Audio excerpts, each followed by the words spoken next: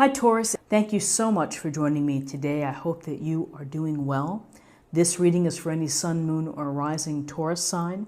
We're going to take a look at the cards. We'll get a sense of the awareness for the week or the big ideas, guidance, and possible outcomes. I'll also choose a few oracle cards for additional information or messages. So let's just go ahead and get started with your reading.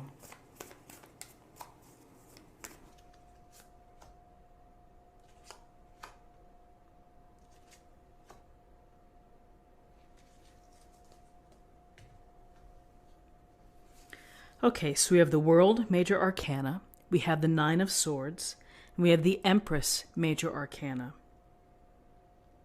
So the World it's a card of fulfillment, it's a card of completion, and when we are able to fulfill our dreams, or when we're able to achieve our goals, when we step over that finish line, it feels really good. We feel that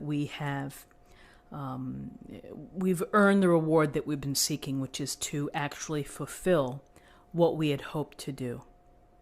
So with the World, we think of the words completion, contentment, and fulfillment. Because, when we take on a task, when we take on a project, when we try to build out our dreams, there's a lot involved. It's the long and winding road. And sometimes the road is bumpy and sometimes it's smooth, and we deal with it. We learn to cope, and it makes us stronger. It makes us wiser. It builds our experience. And so the next time around when we try to do the same thing, we have some prior information that can help. So the World is truly a beautiful card, a card to celebrate what you have been able to accomplish. Whether it's a smaller assignment or a project that you've been working on, or a big multi-month project that perhaps you are close to finishing and completing, it's time to take your victory lap. It's time to be recognized, and you can see she's looking up at the heavens, and the heavens are smiling down, because what do they want? They want you to have this journey. They want you to have momentum and different cycles. And they want you to be able to work toward them, to learn, to grow, and to achieve, to fulfill. Because it makes you feel good. It's a very heart-filled feeling is when you're able to do something that has meaning to you. That's making you feel as if you're on top of your own world. So here we have your world, the things that you do in your world, and we also have the greater world as well. So we can think about how what we do fits in to the larger community, what we choose to do in the future.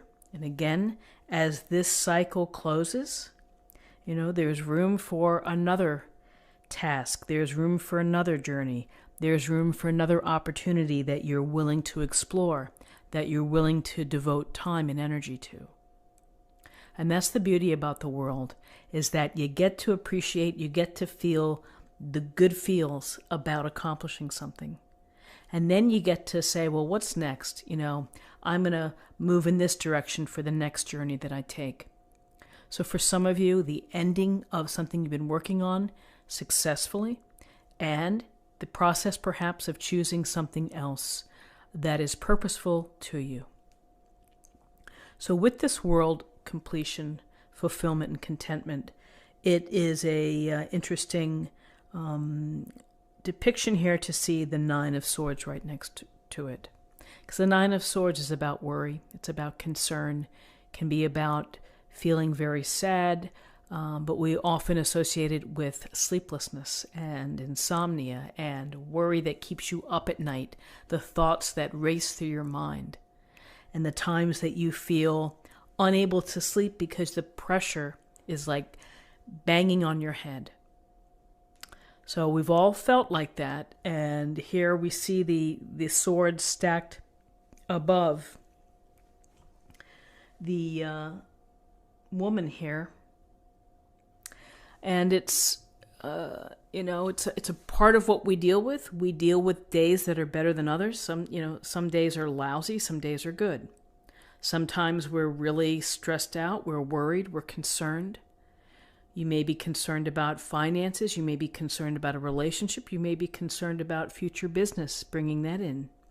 A lot of things can weigh on us, and it's a matter of how we can ride through those times when we feel stress or worry, or where something has upset us, or someone has upset us. We can get very, I don't know if the word obsessive is the right word, but you can get very caught up in what isn't happening, and that can weigh on you. So what do we have to do? We have to find a way to start to release this heaviness. Focus on what you do have. Focus on something positive. Start a gratitude journal. One small step per day. Doesn't mean that all of this weight of the world is going to leave you. It just takes time to work through things. And ultimately, this too shall pass. It always does. It's again a matter of mindset, and it's a matter of being proactive, which is to try to reset your thinking, try to reframe what you're doing, and if you have to have whatever you would do to try to get some good night's sleep, turning off all the electronics, hiding your phone, closing the blinds, just making sure that you're in a position where you can get some rest. Because when you're not rested, then it adds into the feeling of exhaustion and the feeling of stress. So here's our beautiful Empress right next door to the Nine of Swords. And the word that comes to mind is love. The words that come to mind, love and compassion. She is in nature. She is surrounded by abundance. She has created comfort within her life. That is important to her, to feel comfort, to feel proud perhaps of what surrounds her. It's that sensual touch of having perhaps a soft blanket or whatever it may be. There's some connection there to how it makes one feel, and it makes one feel good, warm, comforted, whatever it may be. So this Empress is our motherly idea of someone who is feminine and someone who has the possibility of being a mother, either with child or thinking about children, dealing with children. But it's the connection to the feminine ideal of being supportive, loving, kind, thoughtful, nurturing, of nurturing the unborn child for 9 months, feeding it, making sure that she stays healthy as a new mother would do. This also can be symbolic of your ideas, of nurturing your ideas, of being creative, of being inspired, and doing all the things necessary to make them come alive, to take action, to enjoy them. Enjoy your passions, enjoy your creations, enjoy your inspirations. That's what the Empress would tell you. Enjoy nature, feel good, take care of yourself. And she is taking care of others as well. She has her eye on what's happening, loving, supportive, thoughtful, and going to help out as needed. So a couple things. Here we have the relative high of feeling pretty good, of accomplishing something. Then we have this worry or concern. Maybe you're worried about what's going to happen next. Or maybe you're worried about something that has changed and that's going to impact you and is causing sleepless nights. And then we have the Empress, which is providing the good common sense, I would say, approach of being grounded, of being aware of abundance, of what is good in life. Also, the nurturing and the loving, the unconditional love as well, of providing that. So if you have someone within your life that has these characteristics of someone that is trustworthy, who is open, who is a good listener, someone that would be able to talk to you, and maybe to bring your mind to peace if you are truly feeling disabled or feeling whatever it may be, that you're just having such a hard time, lean on the people in your life who are compassionate and sympathetic. You know, more than likely, they want to help. They're willing to listen, you know, willing to come over. So there's a lot of power with the Empress, which is, you know, beauty, comfort, sensuality, this motherhood. And it's the motherhood of actual children, of guiding them, of leading them, of loving them. And it also is the motherhood of your ideas, of your talents, of your abilities, of what you can bring to the world, of what you can create for the world. So, an interesting spread for the day. Let's take a look at what we have in terms of numerology. So we have 21,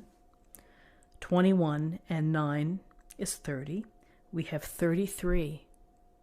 And 33 is a master number, and I believe it's like the spiritual master, the spiritual teacher, someone who is intuitively right on and guided. Now, I'm not 100% certain. I think that I recall this somewhat, that it really is about the spiritual teacher, the spiritual master, if you will.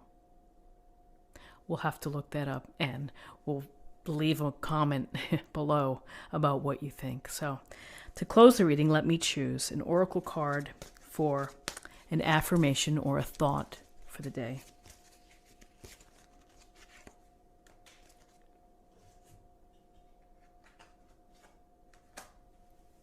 Time to go.